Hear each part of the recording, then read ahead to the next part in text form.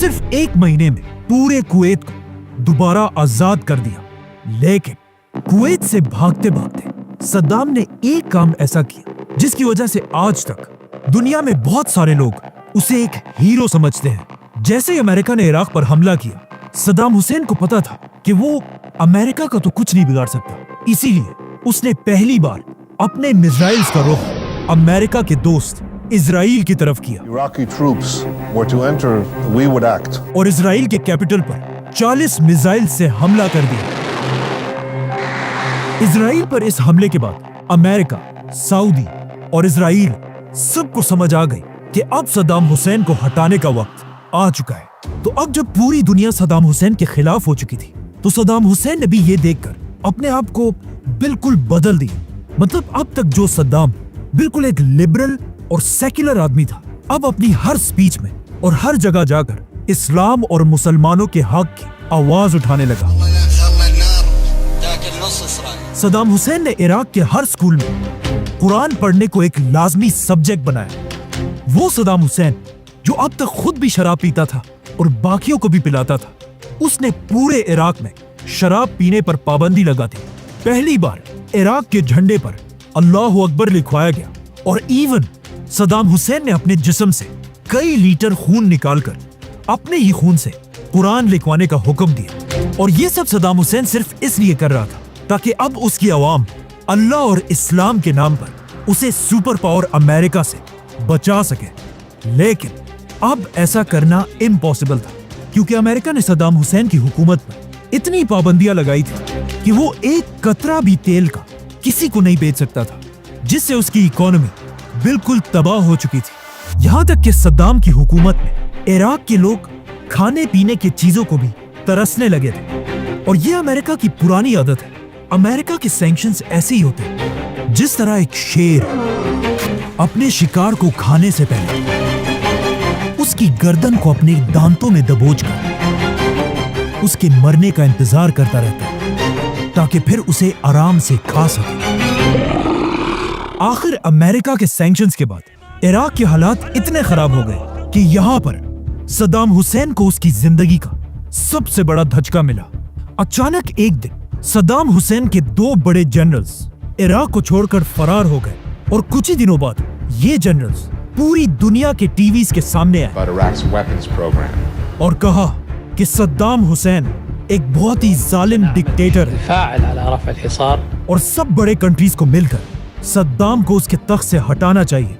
और साथ ही एक बहुत ही खतरनाक बात कही कि सद्दाम का इरादा यह है कि वो इराक के लिए एटम बॉम्ब बनाए। इन जनरल्स की बातों की वजह से सद्दाम हुसैन को बहुत दुख हुआ, क्योंकि ये कोई आम जनरल्स नहीं थे, बल्कि ये दोनों जनरल्स सद्दाम की 2 बेटियों के शौहर भी थे।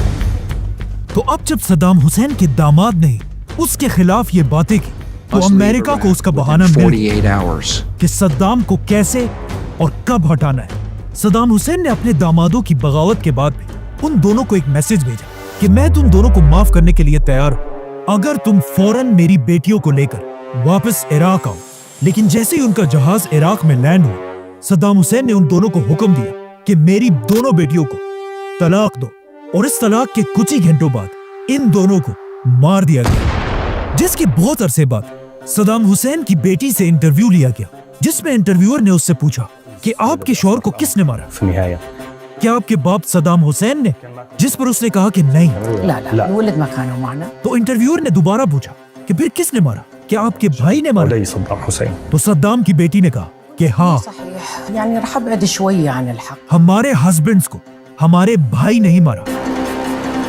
उसका भाई मतलब सद्दाम हुसैन का बड़ा बेटा उदय सद्दाम हुसैन, इराक का सबसे बड़ा डॉन, जो खुद को अपने बाप से भी ज्यादा पावरफुल समझता था, जिसके जुल्मों को देखकर हॉलीवुड की बड़ी बड़ी फिल्में भी बनी, जो इराक में अपने टॉर्चर, रेप और बड़ी बड़ी पार्टियों की वजह से मशहूर था। कहा जाता है इराक की हर शरीफ औरत सद्दाम के इस बेटे के सामने आने से डरती थी, जो कभी भी किसी को उठाकर किडनैप कर लेता था और कोई इसे कुछ नहीं कह सकता था, क्योंकि इराक इसके बाप का मुल्क था, जो इराक में कहीं पर भी किसी पर भी गोलियां चलाता था।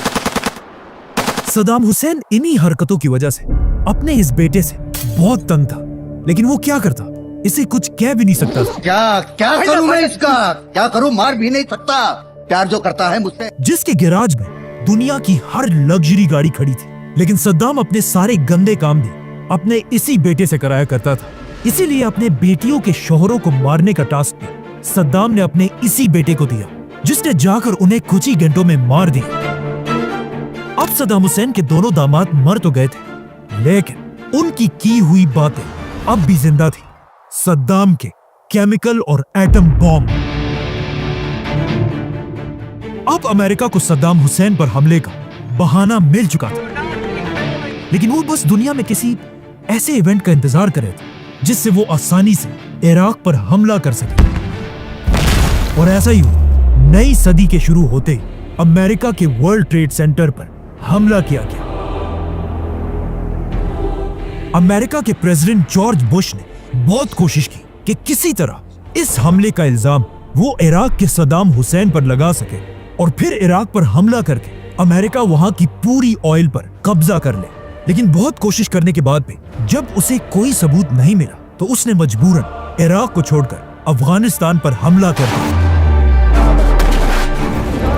लेकिन अब मसला यह था कि अफगानिस्तान अमेरिका से हजारों किलोमीटर दूर है और अमेरिका को अपने टैंक्स, जहाज और ट्रक्स इतने दूर भेजने के लिए एक बार फिर बहुत ज्यादा ऑयल की जरूरत थी। इसीलिए अफगानिस्तान पर हमले के कुछ ही अरसे बाद अमेरिका एक बार फिर इराक के सद्दाम हुसैन पर झूठे इल्जाम लगाने लगा।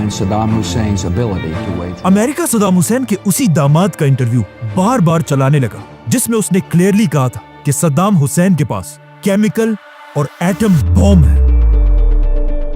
लेकिन ये सब बिल्कुल झूठ था, क्योंकि जब यूएन ने इन बॉम्ब्स को ढूंढने के लिए अपनी टीम इराक की तरफ भेजी तो उन्हें पूरे इराक में ऐसा कोई भी बॉम्ब नहीं मिला। लेकिन फिर भी अमेरिका अपने झूठ से पीछे नहीं हट रहा था। तो अब अमेरिका जैसे सुपर पावर को रोकने के लिए दुनिया के आम लोग सड़कों पर आए। दुनिया की 600 सिटीज में